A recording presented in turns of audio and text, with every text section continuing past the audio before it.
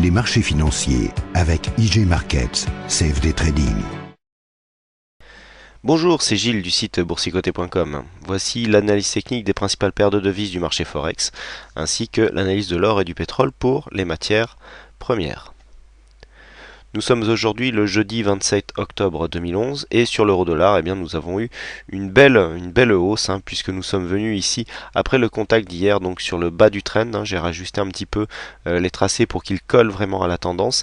Donc nous avons ici, suite à cette phase ici où nous sommes revenus chercher le bas du trend avec le bas des bandes de Bollinger, nous avons marqué une belle hausse au niveau donc de l'euro-dollar, belle hausse soulignée par les indicateurs. Alors, nous sommes déjà en surachat au niveau du RSI stochastique et le MACD donc commence à avoir une belle amplitude, et chose qui est relativement rare, surtout en unité de temps 4 heures. Nous avons pour l'instant, alors la bougie n'est pas encore terminée, mais nous avons pour l'instant une belle bougie hors bol, à savoir totalement hors Bollinger, puisque vous voyez la bande de Bollinger ici se situe environ à 1,4120 et donc on l'a d'ailleurs, bol sub, donc 1,4120, voilà exactement, et le plus bas de la bougie se trouve à 1,4135.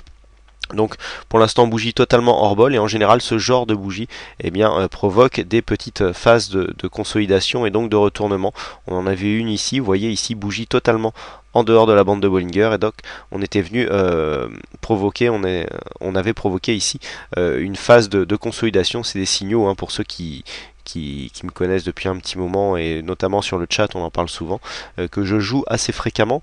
Donc là ici bougie hors bol, on est pas mal suracheté au niveau des indicateurs, donc on devrait avoir une phase de consolidation.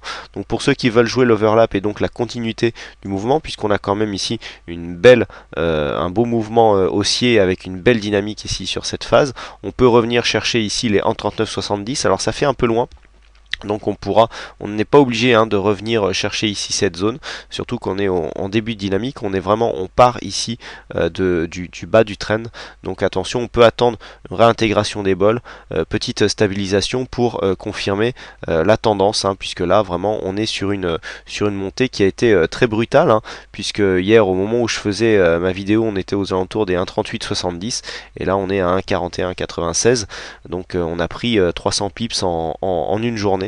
Donc c'est vraiment énorme, gros mouvement, et donc là faut attendre que ça se calme un petit peu, et puis pour rentrer et essayer donc de rentrer dans la tendance de fond. Alors cette hausse nous a provoqué là aussi un trade donc sur l'euro-dollar, et un peu comme ce qui s'est passé sur le CAC, ce trade s'est fait en deux fois, puisque la cassure des 1,3980 a eu lieu sur cette première phase ici de hausse, puisque nous sommes venus ici monter, et puis nous sommes redescendus. Donc là le stop s'est déclenché, mais la cassure a eu lieu une deuxième fois.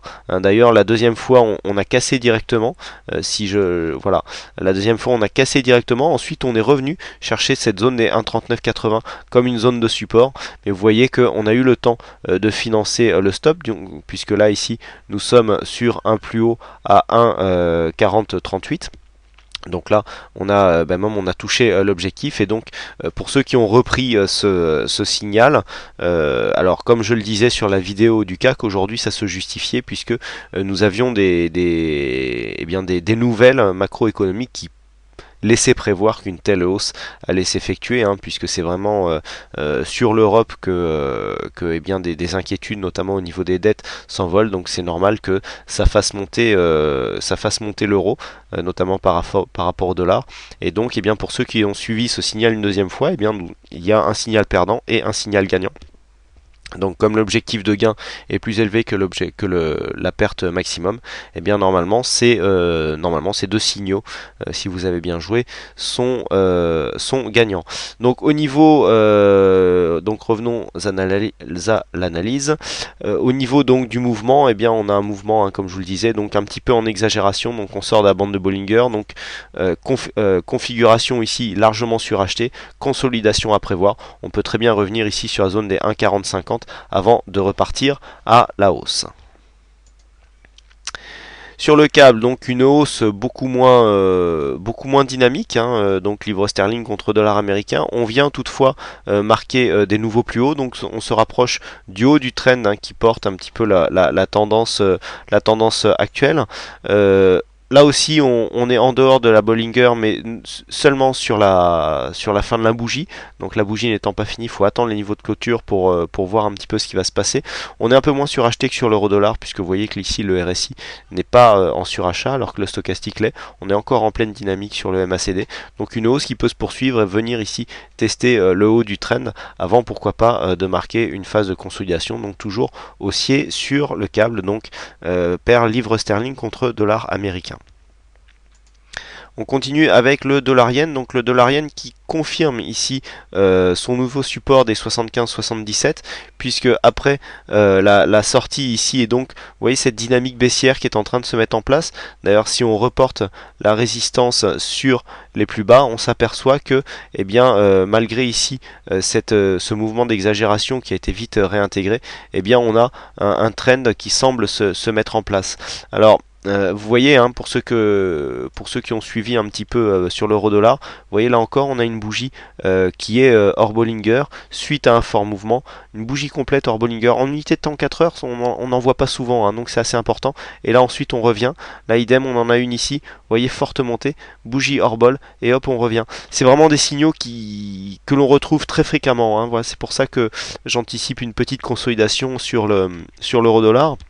Mais donc là, par rapport à ce trend, on est arrêté pour l'instant par cette résistance, pardon, par ce support à 75-77 qui semble tenir bon. Alors on est bridé là par le bas de la bande de Bollinger. Pour l'instant, donc les plus hauts sont en train de se font quasiment au même endroit. On a ici une résistance qui est en train de se mettre en place aux alentours des 76-30. Hein, d'ailleurs, je vais repositionner cette résistance pour qu'elle colle un peu plus au cours, et là vous voyez qu'on était venu quasiment sur cette même zone. Donc là pour l'instant on a une évolution entre les 75-75 et entre les 75-77 et donc les 76-30. Encore une fois, on a très peu de volatilité puisque c'est un range de 55 points qui est en train de se dessiner.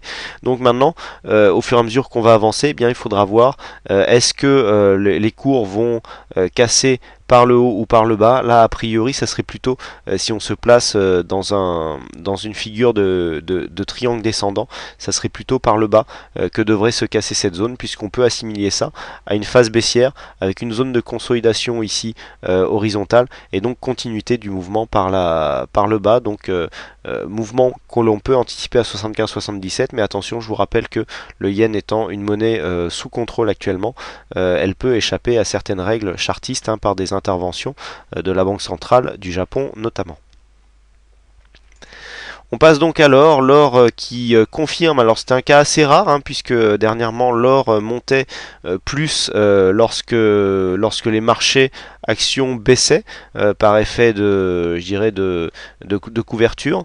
Alors là aujourd'hui nous avons une forte hausse de l'or, mais qui est aussi due à la baisse du dollar, hein, puisque le dollar a fortement baissé aujourd'hui, et donc le mouvement ici de hausse est aussi expliqué par justement cette baisse du dollar qui est donc provoque mécaniquement une hausse du métal jaune. Donc on vient ici mettre fin à une phase de consolidation. Alors phase de consolidation, pas vraiment, puisque vous voyez que le RSI stochastique sont restés en zone surachetée.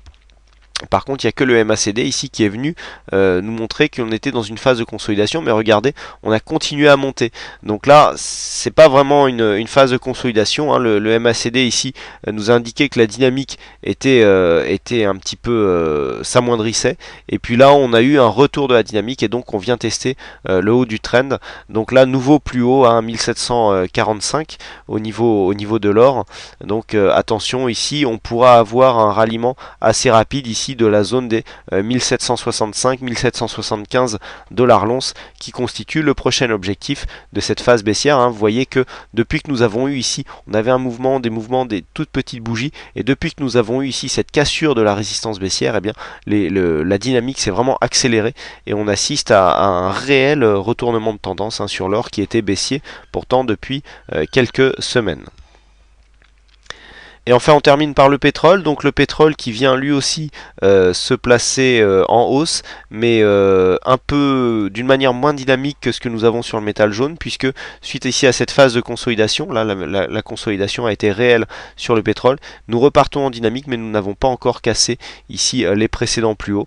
Donc là nous avons pour l'instant un objectif aux alentours des 94, entre 94 et 95 dollars le baril. Les bandes de Bollinger peuvent nous nous freiner un petit peu. Au niveau des indicateurs, on est plutôt bien, on est même sur une belle dynamique haussière au niveau du MACD, mais là au niveau des bols, il faudrait vraiment, en plus on voit que nous avons un resserrement ici. Donc on était parti sur une tendance haussière. Là la phase de consolidation a provoqué un resserrement des bandes de Bollinger. Et donc ce resserrement, si on n'arrive pas à casser le précédent plus haut rapidement, eh bien pourrait signifier que la dynamique haussière est en passe de se terminer. Donc attention à ça. Il faudrait vraiment valider par une attaque assez franche ici sur la zone des 95 dollars le baril.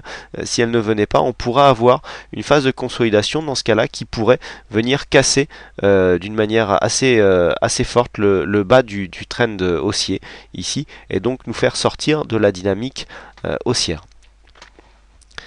Voilà ce que l'on peut dire donc sur cette analyse Forex et matières premières. Il ne me reste plus qu'à vous souhaiter à toutes et à tous une bonne soirée, bonne chance dans vos trades, et je vous donne rendez-vous Les marchés financiers avec IG Markets, CFD Trading.